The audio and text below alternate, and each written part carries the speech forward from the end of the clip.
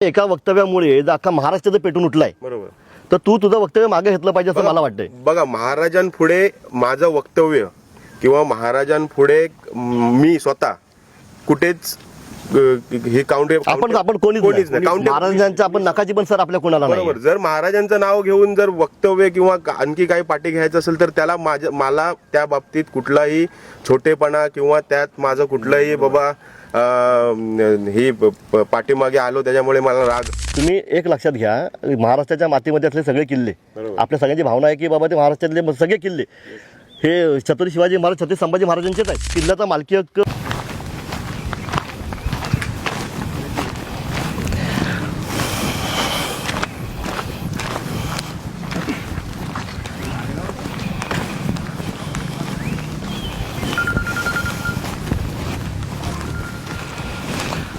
आज त्या आंब्याचा विषय काय केला? आंब्याचं काय पडलेले आंबे उचलले सोशल मीडियावरती. गेले 2-3 दिवस मी तुला बघतोय पण मला भेटलं, आपली भेट होत नाही.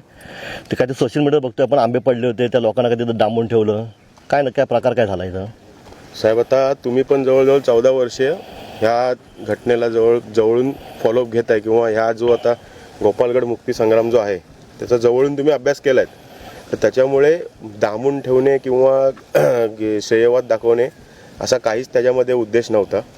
त्या माझ्या शब्दाचा विपर्यास केला गेला आहे आणि त्यातून सुद्धा जर म्हणजे जे हे आंब्याचाच वाद होता तो जमिनीचा किंवा काय नाही. आणि जी न्यायिक प्रक्रिया सध्या चालू आहे त्या न्यायिक प्रक्रियेला आमची पुरातत्व विभागाला जरी आम्ही पाठिंबा दिला आणि त्यानुसारच पुढची न्यायिक प्रक्रिया पार होऊन, असं तुम्हाला पण माहिती आहे इथे काय प्रोसेस चालली आहे. पण कसं आलं माहिती आहे, आता उर्वरित महाराष्ट्रामध्ये संतापाची लाट उसळली आहे. बरोबर. आपण गेले 14 वर्ष तुझे वडील असल्यापासून आपण कायदेशीर लढा लढतोय. बरोबर. इथली वस्तुस्थिती काय ते आपल्या सगळ्यांना माहिती आहे. बरोबर. पण असं सगळं असताना तू जे काही तिथं वाक्य वापरलेस की बाबा हा गड माझ्या मालकीचा आहे, हे माझी खासगी प्रॉपर्टी आहे, हे तू हे असं बोलण्याचं काय कारण काय होतं? कारण तुला माहिती आहे की बाबा कोर्टामध्ये तू गेला होतास, कोर्टाने ते मान्य केलं नाही, तरी पण तुझ्या तोंडून मी वाक्य गेली आणि आज त्याचा प्रचंड संतापाची लाट पूर्ण महाराष्ट्रामध्ये उसळलेली आहे. म्हणजे असं बोलणं चुकीचं आहे ना.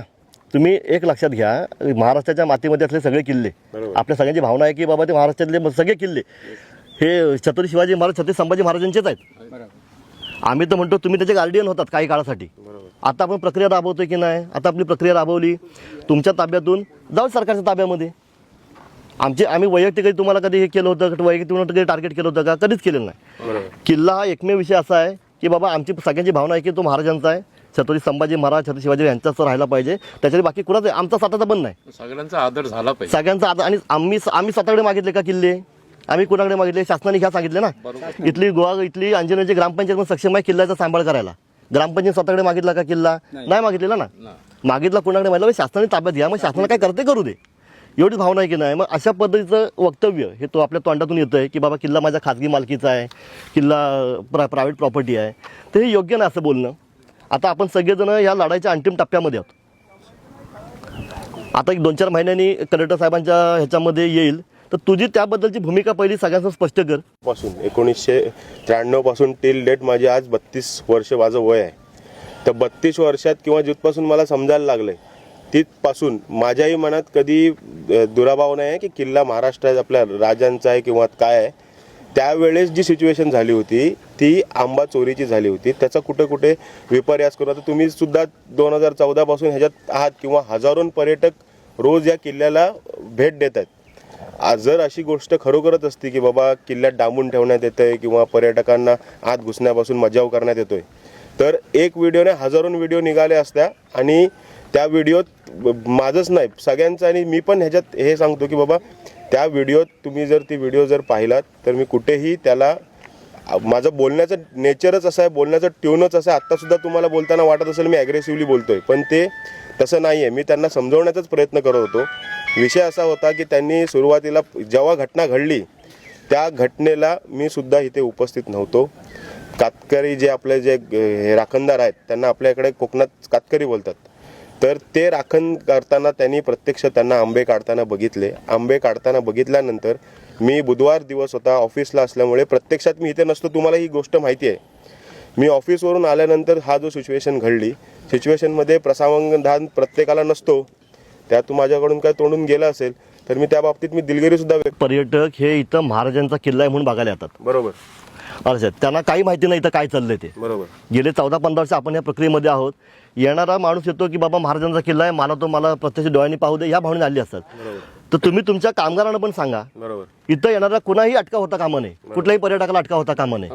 उलट महाराजांची आहे. उलट तुम्ही सगळ्यांना सांगा की बाबा ही महाराजांची प्रॉपर्टी आहे, हा असा किल्ला आहे. तुम्ही 4 पावलं पुढे होऊन दाखवा, किल्ल्याची माहिती द्या. ज्यावेळी पुरातत्व विभाग पूर्ण ताब्यात घेईल तर ते ठेवतील, गाईड वगैरे ठेवतील, त्यांचे फलक लावतील. आता तुम्ही इतकी वर्ष याच्यामध्ये का तुमची पण जबाबदारी थोडीशी की बाबा सांगा की बाबा हा इथं बुरुज आहे, ही अशी तटबंदी आहे, इकडं मुख्य दरवाजा आहे. पर्यटकांना माहिती ती पण दिली गेली पाहिजे ना. आम्ही काय 24 तास देऊन थांबू शकत नाही, हे तुमचं पण काम आहे. पण हा जो काय गदारोळ झाला या सगळ्या तुमच्या एका वक्तव्यामुळे, त्याच्यामुळे आपण कुठंतरी सगळे मागे आलो या सगळ्या गोष्टीमुळे. आपला लढा हा कायदेशीर पहिल्यापासूनचा होता आणि याच्यापुढे कायदेशीरच राहील. बरोबर. ह्याच्यामध्ये कोणी तडजोड करणार नाही. आणि आम्ही तुमच्या बरोबर आहोत कायम. नाही, आमचं पण सहकार्य ह्या न्यायिक प्रक्रियेत वेगळं वळण द्यायला बघतात ना. बरोबर. पण आमचं कोणीही त्या व्हिडिओच्या माध्यमातून कोणीही चुकीची समजूत करून घेऊ नये. किल्ला आजही बांधला तेव्हापासून किंवा आत्तापासून महाराजांचाच आहे. राजांनी 400 किल्ले, ही कधीही अशी अपेक्षा किंवा आमची भावना नाही आहे की बाबा हा किल्ला आमचा आहे. प्रसंगावधान प्रत्येक व्यक्तीला नसतं. ती सिच्युएशन जी होती ती वेगळी होती, तिचा विपर्यास केला गेला, त्याला आंबे चोरीवरून त्याला भरकवण्यात आलं, त्याच्यामुळे कदाचित माझ्या तोंडून ते गेलं असेल. जर तसं काही झालं असेल, मी माझी दिलगिरी व्यक्त करतो. वक्तव्यात तू तुझं वक्तव्य पाठी घेतोयस का? नाही, वक्तव्य बघा, ह्या वक्तव्याचा जो विषय आहे त्याची कायदेशीर सगळी हे चालू कायदेशीर बाबी मला पण माहिती नाही, तुला पण माहिती आहे. बरोबर. पण तुझ्या एका वक्तव्यामुळे जर अख्खा महाराष्ट्राचं पेटून उठलाय, बरोबर, तर तू तुझं वक्तव्य मागे घेतलं पाहिजे असं मला वाटतंय. बघा, महाराजांपुढे माझं वक्तव्य किंवा महाराजांपुढे मी स्वतः कुठेच हे आपण कोणीच नाही. महाराजांच्या आपण नकाची पण सर आपल्या कोणाला नाही. बरोबर. जर महाराजांचं नाव घेऊन जर वक्तव्य किंवा आणखी काही पाठी घ्यायचं असेल तर त्याला मला त्या बाबतीत कुठलाही छोटेपणा किंवा त्यात माझं कुठलंही बाबा ही पाठीमागे आलो त्याच्यामुळे मला राग. आणि त्यातून जर महाराष्ट्राची, मी पुन्हा एकदा सांगतो, जर महाराष्ट्राची कोणाची जर भावना दुखावल्या असतील तर महाराजांपुढे मी स्वतः किंवा माझे घर किंवा आपण स्वतः सगळेच कोणी येत नाहीत, जर ती भावना दुखावल्या गेल्या असतील तर मी त्याची दिलगिरी व्यक्त करतो.